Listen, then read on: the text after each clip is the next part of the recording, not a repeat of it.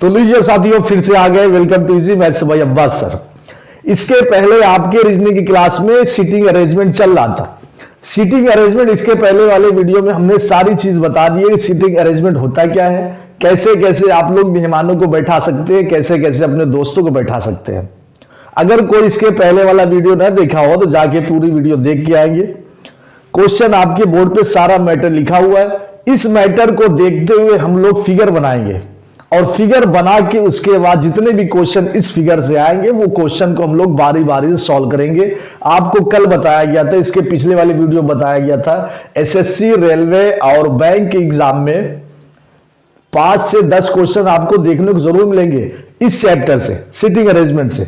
तो मैटर आपके बोर्ड पे लिखा हुआ है। मैटर को देखते हुए हम लोग इसका फिगर बनाएंगे और उस फिगर को देखते हुए जितने भी क्वेश्चन आएंगे बारी बारी सॉल्व करेंगे। मजेदार चैप्टर, इसको मिस नहीं करेंगे। आप देखिए, अपने भाई को दिखाइए, अपने बहन को दिखाइए, अपने लड़के को दिखाइए, बेटे को दिखाइए, सभी को दिखाएंगे। अगर मान लीजिए किसी चीज की तैयारी नहीं कर रहे तो भी आपको नॉलेज तो मिल रहा है। अच्छा, इसमें जितने भी नॉलेज रहेंगे हम आपको धीरे धीरे देते चलेंगे। आइए क्वेश्चन पे आइए। सवाल ये कह रहा है कि ABCDEFGH, ध्यान से देखते चलेंगे। बहुत ही कंफ्यूजिंग क्वेश्चन है, बहुत ही इंटरेस्टिंग क्वेश्चन है। अगर आप लोग क्वेश्चन को समझ गए तो बहुत मजा आएगा।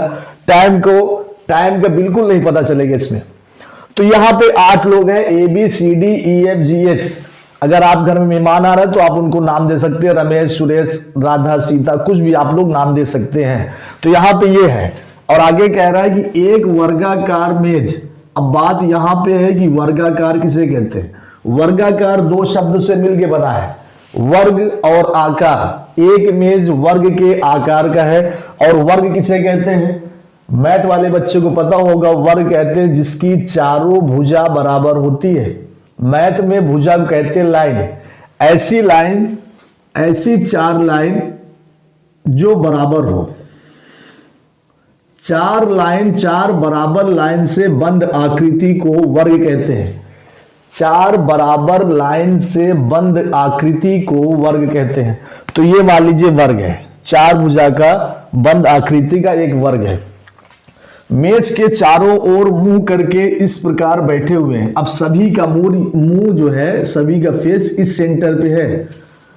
भाई वर्ग के आकार की मेज है और 8 लोग हैं यहाँ पे। 8 लोग ऐसे बैठे हैं कि जो सभी का फेस जो है वो मेज के अंदर है। तो चलिए यहाँ पे 8 पॉइंट हम लोग बना लेते हैं। 1 2 3 4 5 6 7 और 8 लोग यहां पे बैठाना है हमको क्वेश्चन के हिसाब से। आगे क्या कह रहा है, उनमें से 4 व्यक्ति वर्ग के चारों कोनों पर हैं। अब इसमें से 4 व्यक्ति वर्ग के कोने पे बैठे हुए हैं, जबकि 4 उसकी प्रत्येक भुजा के मध्य कहते हैं बीच को। तो 4 तो यहां पे बीच में बैठे हुए हैं। ये मेज के 4 कोने पे बैठे हैं, 4 बीच में बैठे हैं। अब आइए पहला क्वेश्चन क्या कह रहा है, यहां पे बैठाएंगे। कह रहा है ए की बात कर रहा है। एफ के दाईं ओर दूसरा बैठा है। हमको कहां देख रहे हो, बोर्ड की तरफ देखिए, क्वेश्चन की तरफ देखिए, हमको देख रहे हैं बैठ के। ए जो है एफ के दाईं ओर दूसरा बैठा है और कह रहा है एफ मेज की एक भुजा के मध्य में बैठा हुआ है। एफ जो है मेज की मध्य में बैठा है, बीच में बैठा है, कोने में नहीं बैठा। ये 4 कोने में नहीं बैठा है, 4 बीच में बैठा हुआ है। कहीं भी आप लोग बैठा सकते हैं।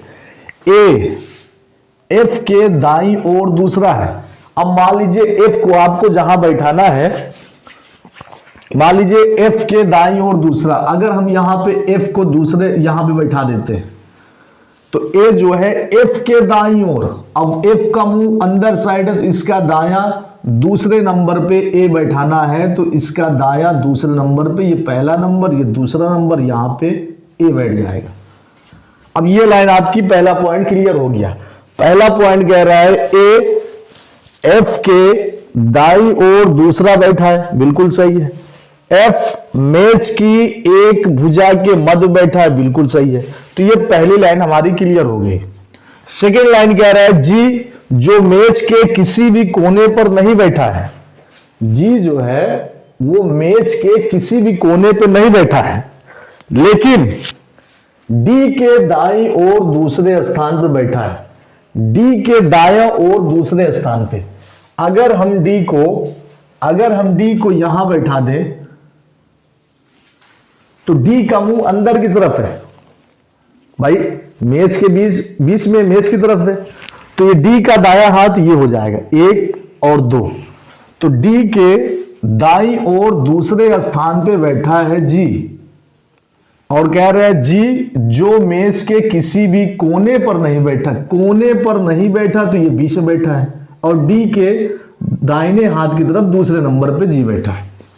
दूसरी लाइन भी, दूसरा पॉइंट भी क्लियर हो गया भाई। देखते चलेंगे समझते चलेंगे। अगर सेशन आपको अच्छा लगे तो एक लाइक करके जरूर जाइएगा। तीसरा पॉइंट कह रहे हैं डी और बी के बीच केवल 2 व्यक्ति बैठे हैं। डी और बी के बीच केवल 2 ही व्यक्ति हैं। अब आपको देखना है डी कहां है और बी कहां है। भाई डी तो यहां है, बी नहीं है, लेकिन डी जो है यहां है, और बी को ऐसी जगह रखिए जो डी और बी के बीच में सिर्फ 2 ही लोग हो। तो या तो बी को आप यहां बैठा दीजिए या तो बी को आप यहां बैठा दीजिए। तो हम यहां पे अगर बी को बैठा देते हैं, कहीं भी बैठा सकते हैं, तो यहां पे हो गया डी और बी के बीच में केवल 2 ही लोग बैठे हुए हैं, बिल्कुल सही है। तीसरा पॉइंट भी हो गया। अब कह रहा है सी के बारे में बात कर रहा है भाई देखते चलेंगे। सी जो है जी के बिल्कुल बगल में नहीं बैठा है। अब जी आपका यहां पे है, जी यहां पे है, तो जी के बगल में सी को बिल्कुल नहीं बैठाना, तो कहां बैठाना है? या तो सी यहां बैठेगा या तो सी यहां बैठेगा। भाई सी जो है जी के बिल्कुल बगल में नहीं बैठेगा, और जी के बगल एक जगह खाली है तो सी यहां पे नहीं बैठेगा, तो 2 जगह खाली है, या तो सी यहां बैठेगा या तो सी यहां बैठेगा। तो सी को हम यहां बैठा दे रहे हैं, ये बैठ गया सी। फिर आगे का ये पॉइंट, चौथा पॉइंट भी क्लियर हो गया। फिर आगे कह रहा है एच बी के बाईं ओर दूसरा बैठा है। एच जो है वो बी के बाईं ओर दूसरे नंबर बैठा है। तो एच जो है बी के बाईं ओर, बी का है, बी यहां पे है, और बी का बायां ओर पहला ये हो जाएगा, दूसरा ये हो जाएगा, तो एच यहां बैठेगा। फिर आगे कह रहा है ई जी या एफ के बिल्कुल बगल में नहीं बैठा है। कौन? ई जो है जी या एफ के बगल में बिल्कुल नहीं बैठा, तो यहां जगह खाली है, तो यहां पे ई बैठ जाएगा। अब ये यहां पे देखिए हमारा फिगर बिल्कुल बन के तैयार हो चुका है। A B C D E F G और एच 8 लोगों को हमने बैठा दिया है। ये संतुष्ट हैं, खुश है जहां जहां बैठे हैं। अब आ जाइए क्वेश्चन पे। अब इसके आधार पे, ये फिगर के आधार पे आपको क्वेश्चन दिया जाएगा, उस क्वेश्चन को आपको सॉल्व करना है। तो फिगर हम लोग बना लिए थे। अब इसी फिगर के आधार पे कुछ क्वेश्चन दिया जाएगा, जो क्वेश्चन को हम लोग को सॉल्व करना है, और इसी का नंबर है। क्वेश्चन तभी सही होगा जब आपका फिगर एकदम बिल्कुल राइट होगा, बिल्कुल करेक्ट होगा। अगर फिगर इधर उधर हो गया तो सारे क्वेश्चन इधर उधर हो जाएंगे। चलिए पहला क्वेश्चन कह रहा है इसी फिगर का। देखिए मैटर से हम लोग ने फिगर बनाया, अब ये फिगर से हम लोग ये क्वेश्चन को सॉल्व करेंगे। सवाल कह रहा है प्रश्नवाचक चिन्ह के साथ स्थान पर क्या आएगा। अब प्रश्नवाचक चिन्ह यहां पे है। अब ये इसका दोनों का रिएक्शन देखिए, ए और ई का रिलेशन, ई एच का रिलेशन, एच एफ का रिलेशन। तो इसी तीनों रिलेशन से आगे क्वेश्चन मार्क जगह पे कौन सा लेटर्स आएगा जोड़े में। तो देखिए ई ए के साथ ई है, ए के साथ ई है, यहां पे देखेंगे तो ये दोनों +1 चला गया, मतलब ए के बाद ई आ गया, एक आगे बढ़ गया।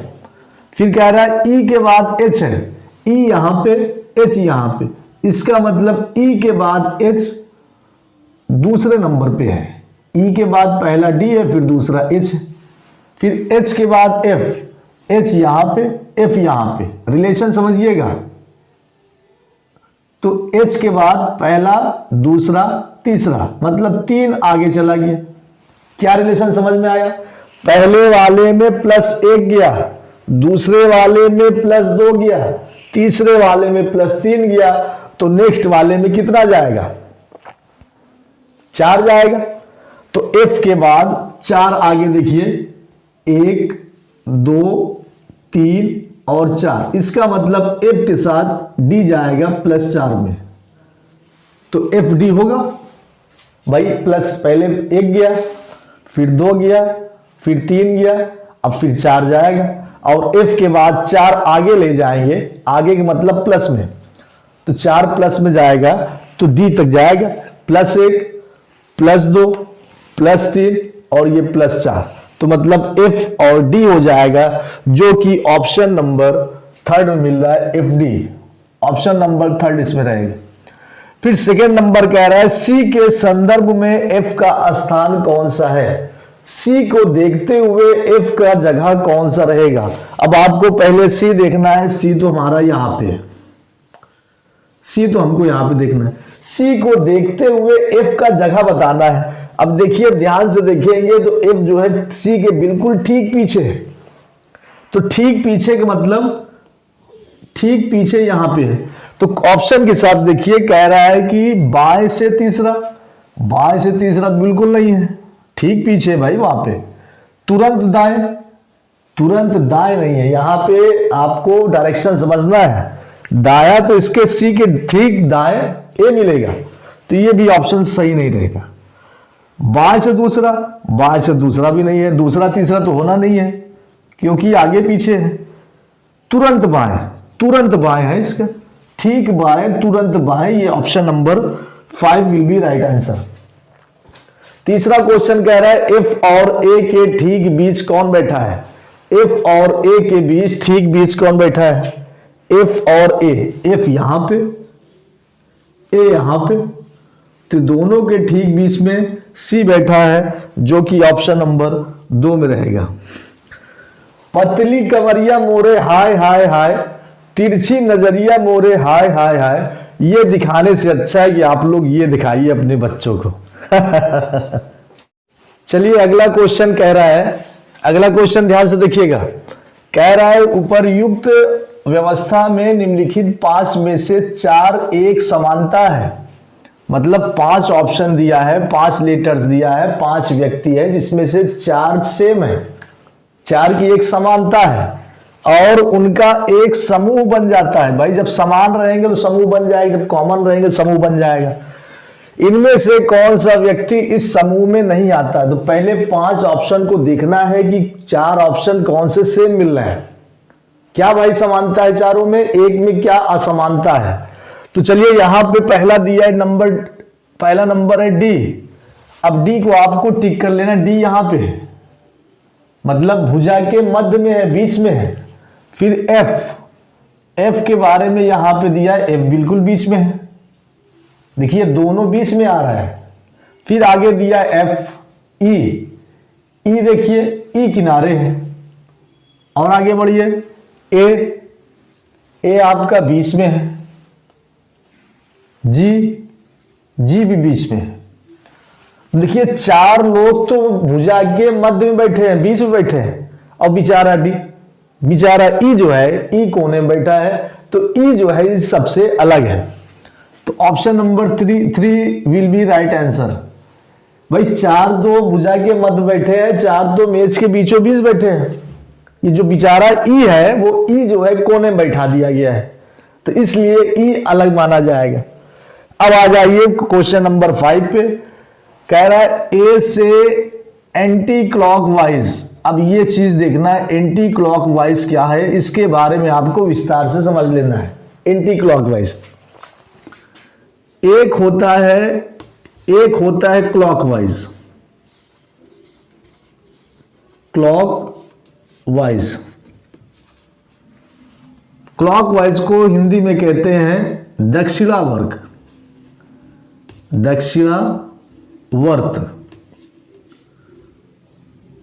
दक्षिणावर्त। अच्छा, क्लॉक वाइज जब एक में मिल जाएगा तो इसका मतलब दक्षिण के आवर्त से, आवर्त मतलब घूमना, जो दक्षिण से घूमता हो उसको कहते हैं दक्षिणावर्त। अगर क्लॉक वाइज को अलग अलग लिख दिया जाए तो क्लॉक मीन्स हो जाएगा घड़ी और वाइज मीन्स हो जाएगा बुद्धिमान। ऐसी घड़ी जो बुद्धिमान हो उसको क्लॉक वाइज कहेंगे। तो दक्षिणावर्त होता क्या है भाई? ये घड़ी है। घड़ी कैसे घूमती है? घड़ी की जो सुई है, देखिए यहां पे बहुत बड़ी गलती हो गई, घड़ी घूमती नहीं है, घड़ी की सुई घूमती है। तो घड़ी की सुई कैसे घूमती है? पहले 12 पे, फिर 1 पे, फिर 2 पे, फिर 3 पे, फिर 4 पे, फिर 5 पे, फिर 6 पे, फिर 7 पे, 8, 9, 10, 11, फिर 12। मतलब इस रूट से घूम रही है। ऐसे जो ऐसे घूमती हो उसको कहते हैं क्लॉक वाइज, घड़ी के अनुसार, घड़ी के हिसाब से उसको कहते हैं क्लॉक वाइज। अब एक होता है एंटी क्लॉक वाइज। भाई क्लॉक वाइज के आगे अगर एंटी लगा दिया जाए तो वो हो जाएगा एंटी क्लॉक वाइज। उनसे हम नहीं बोलते, हमारी उनकी एंटी चल रही है। एंटी मतलब अपोजिट, विलोम। तो इसको कहते हैं वामावर्त। भाई एंटी चल रही, एंटी के मतलब हमसे उनसे बनती नहीं है। जो इस रूट से घूम रहा है इसका उल्टा हो जाएगा बिल्कुल इस रूट से, इस रूट से। ऐसे कोई चीज अगर ऐसे घूमती घड़ी की सुई के जस्ट अपोजिट तो उसको कहते हैं एंटी क्लॉकवाइज। और कोई भी चीज घड़ी के अनुसार घूमती है, जैसे घड़ी की सुई घूमती है, उसको कहते हैं क्लॉकवाइज और दूसरे इसको कहते हैं एंटी क्लॉकवाइज। क्लॉकवाइज की हिंदी दक्षिणावर्त, एंटी क्लॉकवाइज की हिंदी वामावर्त। ये एग्जाम में दिया जाता है, कहीं कहीं दक्षिणावर्त शब्द दिया जाता है, कहीं कहीं वामावर्त शब्द दिया जाता है। तो ये चीज को आपको खास ख्याल रखना है। ए से एंटी क्लॉकवाइज मतलब उल्टा। अब देखिए घड़ी की सुई ऐसे चलती है तो ये दक्षिणावर्त हो जाएगा, क्लॉकवाइज हो जाएगा। और आपको एंटी चलना है, एंटी मतलब ऊपर चलना है, ए से दाईं ओर चलना पड़ेगा ऐसे। तो ए से एंटी क्लॉकवाइज दिशा में गिना जाए तो ए और एच के बीच कितने व्यक्ति बैठे हैं? ए और एच, यहाँ पे एच है और यहाँ पे ए है। तो ए से एंटी क्लॉकवाइज चलेंगे तो एंटी क्लॉकवाइज में ए और एच के बीच में सिर्फ 2 लोग बैठे हैं। अगर यहाँ पे नाम पूछ लेता है कौन कौन से व्यक्ति बैठे हैं तो यहाँ पे हो जाएगा ई और डी। तो यहाँ पे कितने लोग बैठे हैं? तो यहाँ पे 2 लोग बैठे हैं। आज की सेशन बस यहीं तक रखते हैं। आप लोग चैनल, अगर सेशन अच्छा लगा हो तो वीडियो को लाइक करके जाएंगे, अपने दोस्तों तक पहुंचाइए, साथियों तक पहुंचाइए। भैया अगर रील्स देखने से अच्छा है तिरछी नजरिया मोरे हाय हाय हाय, पतली कमरिया मोरे हाय हाय हाय, ये चीज देखने से अच्छा ये चीज देखिए, नॉलेज बढ़ेगा, ज्ञान आप लोग कहीं भी हासिल हो, ज्ञान आप लोग लेते रहेंगे।